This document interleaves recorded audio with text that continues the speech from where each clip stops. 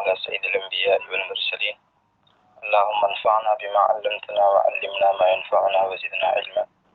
رب اشرح لي صدري ويسر لي أمري واحلل عقدة من لساني يفقهوا قولي. الحمدللہ تفسیر کے سلسلے میں ہم قرآن کریم کے 30ویں پارے کی 17 صورتیں ترجمہ اور مختصر تفسیر کے ساتھ اب تک مکمل کر چکے ہیں، اور آج ہم اس پارے کی 18ویں صورت یعنی سورۃ التین کا آغاز کریں گے۔ سورۃ التین یہ مکہ مکرمہ میں نازل ہونے والی صورت ہے اور یہ 8 آیات پر مشتمل ہے۔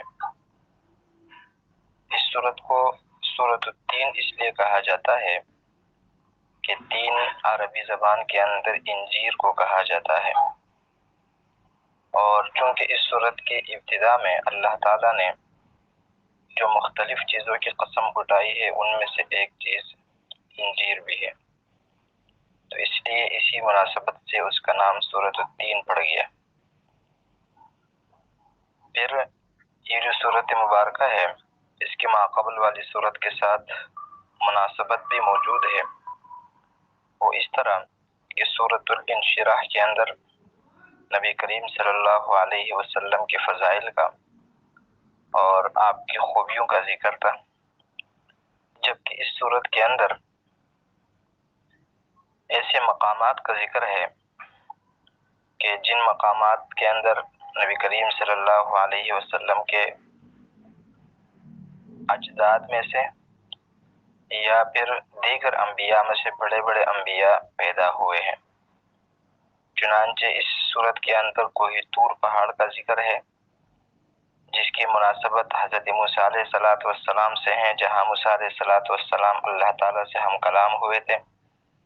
اسی طرح اس صورت کی ابتدا کے اندر انجیر اور زیتون کا ذکر ہے، اور زیتون اور انجیر کے زیادہ تر درخت یہ اس پہاڑ پر ہے جس کے قریب حضرت عیسیٰ علیہ السلام پیدا ہوئے تھے۔ تو گویا پچھلے والی صورت کے اندر آپ علیہ السلام کا ذکر تھا اور اس صورت میں دیگر انبیاء کا ذکر ہے۔ اسی طرح اس صورت کے اندر انسان کے حسن اور انسان کی خوبصورتی کا ذکر ہے جو اشرف المخلوقات ہے، جبکہ اس سے پہلی والی صورت کے اندر نبی کریم صلی اللہ علیہ وسلم کا ذکر تھا جو کہ اشرف الانبیاء ہے۔ تو اس طرح دونوں صورتوں میں ربط اور مناسبت موجود ہے۔ آج کے سبق میں ہم اس صورت کے جو 8 آیتیں ہیں ان کا ترجمہ کریں گے، اور پھر انشاءاللہ کل کے سبق میں ہم ان آیات کی تفسیر کا آغاز کریں گے۔ چنانچہ ارشاد باری تعالی ہے، اعوذ باللہ من الشیطان الرجیم، بسم اللہ الرحمن الرحیم، والتین والزیتون، قسم ہے انجیر کی اور زیتون کی، وطور سینین، اور طور سینا پہاڑی کی۔ طور سینین اس سے وہ طور پہاڑی مراد ہے جہاں حضرت موسیٰ علیہ السلام کو نبوت ملی۔ وہذا البلد الامین، اور قسم ہے اس شہر کی جو امن والا ہے، یہاں پر شہر سے مکہ مکرمہ مراد ہے۔ لقد خلقنا الانسان فی احسن تقویم، بے شک ہم نے پیدا کیا انسان کو بہت خوبصورت سانچے میں، بہت خوبصورت انداز میں۔ تقویم اس سانچے کو کہا جاتا ہے جس میں کسی چیز کو ڈھال کر بنایا جاتا ہے۔ ثم رددناہ اسفل سافلین، پھر ہم نے لٹایا اس انسان کو اسفل سافلین، نیچے والوں میں سے بھی نیچے، پستی والوں میں سے بھی اس کو پست کر دیا، نیچے والوں میں سے بھی اس کو نیچے کر دیا۔ الا الذین آمنوا وعملوا الصالحات، مگر سوائے ان لوگوں کے جو ایمان لائے، وعملوا الصالحات، اور انہوں نے نیک اعمال کیے، اچھے اچھے کام کیے، فلہم اجر، تو ان کے لیے ایسا ثواب ہے، ایسا اجر ہے، غیر ممنون، جو ختم نہیں ہونے والا ہے۔ فما یکذبک بعد بالدین، تو اے انسان، ما یکذبک، کیا چیز ہے جو آپ کو جھٹلانے والا بنا رہی ہے، آپ کو منکر بنا رہی ہے۔ بعد ابھی بھی بالدین، قیامت کے دن کا، یعنی اپنی خلقت پر غور کریں اور پھر اپنی عمر کے آخری حصے پر غور کریں، لیکن ان دونوں پر غور کرنے کے باوجود اب کوئی وجہ نہیں رہتی، کوئی سبب نہیں رہتی کہ تم قیامت کے دن کا انکار کر دو۔ تو پھر کیا چیز ہے جو تجھ کو جھوٹا بنا رہی ہے، تجھ کو منکر بنا رہی ہے قیامت کے دن کا؟ الیس اللہ باحکم الحاکمین، کیا اللہ تعالی سارے فیصلہ کرنے والوں سے، سارے حاکموں سے بڑھ کر فیصلہ کرنے والا نہیں ہے؟ کیا اللہ سارے فیصلہ کرنے والوں سے بڑھ کر فیصلہ کرنے والا اور سارے حاکموں سے بڑھ کر حاکم نہیں ہے؟ یقیناً ہے۔ اس صورت کے آغاز میں اللہ تعالیٰ نے ابتدائی 3 آیات کے اندر 4 مختلف چیزوں کی قسم اٹھائی ہے، جن میں سے 2 پھل ہیں، ایک پہاڑ ہے اور ایک شہر ہے۔ ان 4 چیزوں کی جو قسم اللہ تعالیٰ نے اٹھائی ہے، اس کی کچھ وجوہات ہیں۔ چنانچہ انجیر اور زیتون یہ 2 ایسے درخت ہیں جن میں منافع اور فوائد بھی بہت ہیں اور ان میں برکتیں بھی بہت ہیں۔ جس طرح کوہ طور پہاڑی وہ برکت والی جگہ ہے،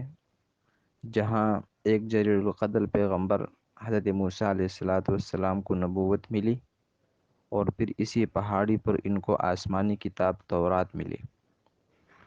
اسی طرح مکہ مکرمہ یہ بھی برکت والا شہر ہے، جو نبی کریم صلی اللہ علیہ وسلم کے پیدائش کی جگہ بھی ہے اور مسلمانوں کی قبلے کا مقام بھی ہے۔ جبکہ دوسرا امکان یہ بھی ہے کہ یہاں پر تین اور زیتون سے خود یہ درخت مراد نہ ہو،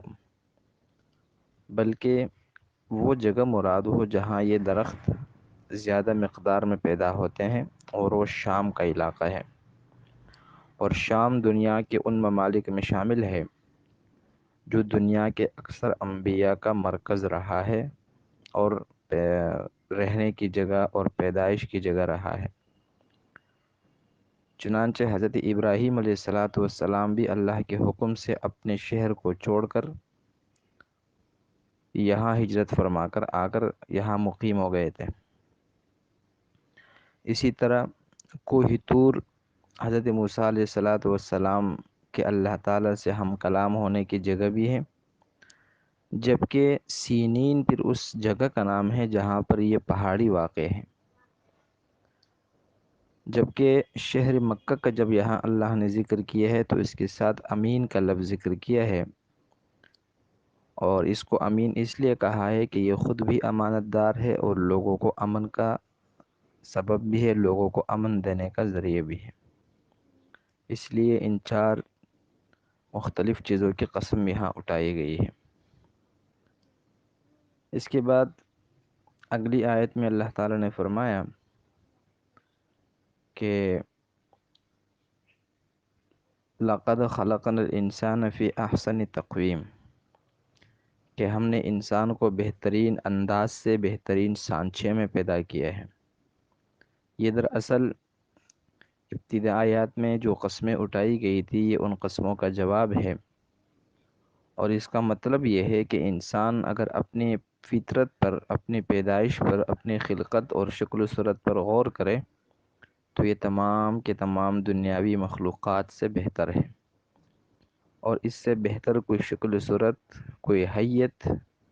اور کوئی انداز ہو ہی نہیں سکتا۔ چنانچہ انسان کے اندر فرشتوں کی صفات بھی ہیں نیکی والی، اسی طرح انسان کے اندر جنات کی صفات بھی ہے گناہ والی، اور اسی طرح جتنے بھی دنیاوی مخلوقات ہیں ان کی کوئی نہ کوئی صفت انسانوں کے اندر موجود ہیں۔ انسان اگر اپنی ظاہری خلقت اور ظاہری شکل و صورت پر غور کرے تو یہ اللہ تعالیٰ کی قدرت کا عجیب نمونہ ہے۔ یہ چھوٹا سا بدن، چھوٹا سا جسم، یہ دراصل سارے کے سارے عالم اور سارے کے سارے کائنات کا ایک چھوٹا سا نمونہ ہے۔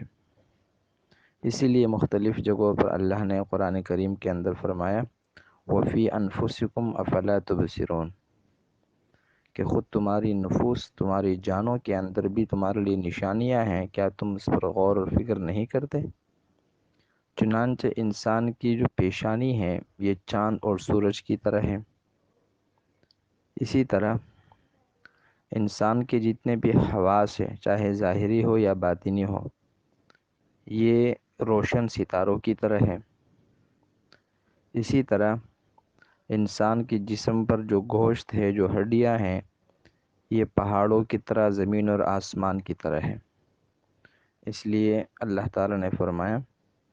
کہ ہم نے انسان کو بہترین سانچے میں پیدا کیا ہے، لیکن یہی وہ انسان ہے جو اپنے گناہوں کی وجہ سے، اپنے کفر اور شرک کی وجہ سے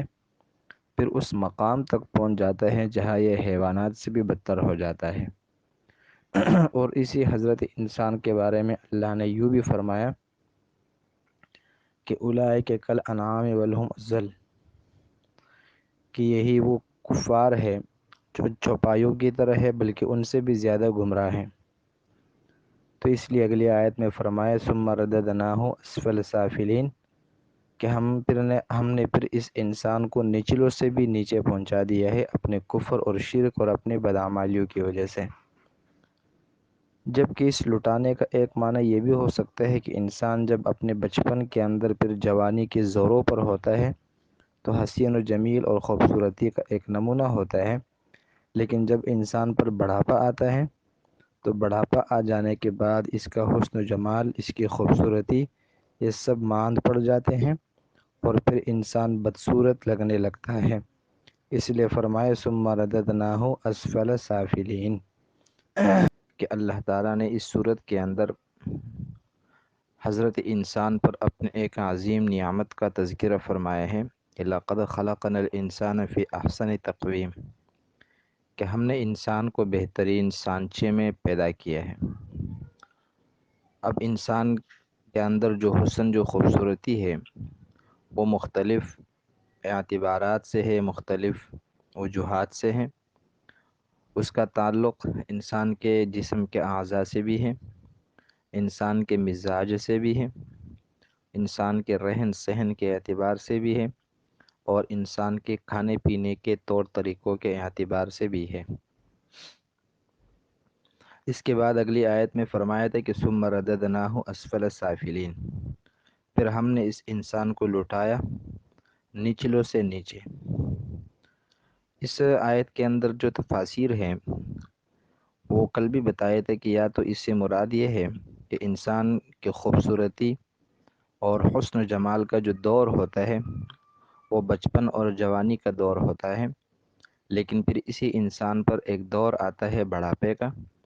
اور پھر بڑھاپے کے دور کے اندر انسان کا حسن و جمال، انسان کی خوبصورتی ساری ختم ہو جاتی ہے۔ اسی کو یہاں پر تعبیر کیا ہے کہ ہم نے اس کو لٹایا نچلوں سے نیچے۔ لیکن پھر اگلی آیت کے اندر کچھ لوگوں کا اللہ نے استثناء فرمایا ہے کہ إِلَّا الَّذِينَ آمَنُوا وَعَمِلُوا الصَّالِحَاتِ فَلَهُمْ أَجْرٌ غَيْرُ مَمْنُونٍ کہ بڑھاپا تو سب پر آتا ہے، ہر انسان پر آتا ہے، لیکن جو لوگ اپنی جوانی کے اندر اللہ کی عبادت کرتے ہیں، نیک اعمال کرتے ہیں، اپنا مال اللہ کے راستے میں خرچ کرتے ہیں، تو ان کا جو بڑھاپا ہے وہ ان کے لیے نقصان دہ نہیں ہوتا، اور ان کے بڑھاپے میں ان کے جو حواس ہے، ان کا جو عقل و شعور ہے، اس پر کوئی فرق بھی نہیں پڑتا۔ لیکن جو لوگ اپنی جوانیوں کو ضائع کر دیتے ہیں اللہ کی نافرمانی میں، اور جو لوگ جوانی کو کھپا دیتے ہیں مال جمع کرنے میں، اور حقوق اللہ، حقوق العباد کی طرف کوئی توجہ نہیں دیتے، بڑھاپا تو ان پر بھی آتا ہے، لیکن وہ بڑھاپا ان کے لیے مضر ہوتا ہے، اور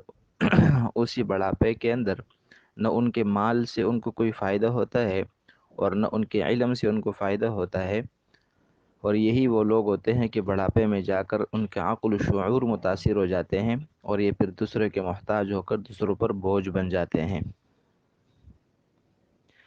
لیکن اگر ثم رددناہ اسفل سافلین کی دوسری تفسیر دیکھی جائے کہ انسان کو اللہ تعالیٰ نے بہترین سانچے میں بہترین صورت پر پیدا کیا تھا، لیکن اس انسان نے اللہ کی نافرمانی کی،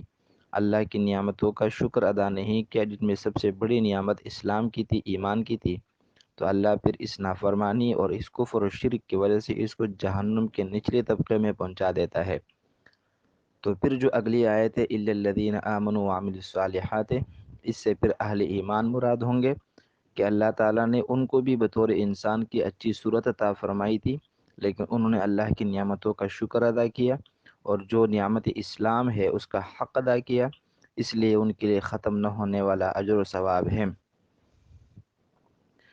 اس کے بعد اللہ تعالیٰ فرماتے ہیں فَمَا يُكَذِّبُكَ بَعْدُ بِالدِّينِ، تو اس کے بعد پھر کیا چیز ہے جو آپ کو روز قیامت کا منکر بنا رہی ہے؟ یعنی اس سے پچھلی آیات میں اللہ نے انسانی تخلیق کے جو کمالات ہے اور جو انسان کا حسن و جمال ہے اس کا ذکر کیا، اور یہ پیغام دیا گیا کہ جب اللہ نے انسان کو اشرف المخلوقات اور احسن المخلوقات بنایا ہے تو اس کا تقاضا تو یہ ہے کہ انسان اللہ تعالیٰ کی تقدیر پر اور روز قیامت پر ایمان لے کر آ جائے، لیکن اس کے باوجود بھی انسان جو ہے وہ قیامت کے دن کو جھٹلاتا ہے اور اللہ کے حساب کتاب کا انکار کر دیتا ہے۔ حالانکہ الیس اللہ باحکم الحاکمین، کیا ایسا نہیں ہے کہ اللہ تعالیٰ بہترین فیصلہ کرنے والے ہیں؟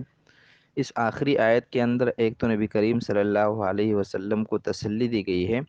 کہ اتنی ساری نعمتوں کے باوجود بھی اگر کفار و مشرکین اپنے کفر پر جمے ہوئے ہیں اور اپنے ضد اور اپنے عناد پر ڈٹے ہوئے ہیں تو اس سے آپ پریشان نہ ہو، اس لیے کہ ایک دن مقرر ہے جس میں سب سے بہترین فیصلہ کرنے والا فیصلہ فرمائے گا اور ہر شخص کو اس کے اچھے برے اعمال کا بدلہ عطا فرمائے گا۔ اسی طرح اسی آیت کے اندر کفار اور مشرکین کے لیے دھمکی بھی ہے کہ دنیا کے اندر جو بھی کفر و شرک اختیار کرنے ہیں وہ کرتے رہیں، لیکن ایک دن ایسا آئے گا جس دن ان سارے اچھے برے اعمال کا حساب کتاب ہوگا، اور اس دن جو فیصلہ کرنے والی ذات ہوگی وہ تمام کے تمام فیصلہ کرنے والوں میں سب سے بہتر ہے، یعنی اللہ کی ذات ہے۔ اس طرح ان آیات کی تفسیر مکمل ہو گئی۔ انشاءاللہ کل کے سبق میں ہم سورۃ العلق کا آغاز کریں گے۔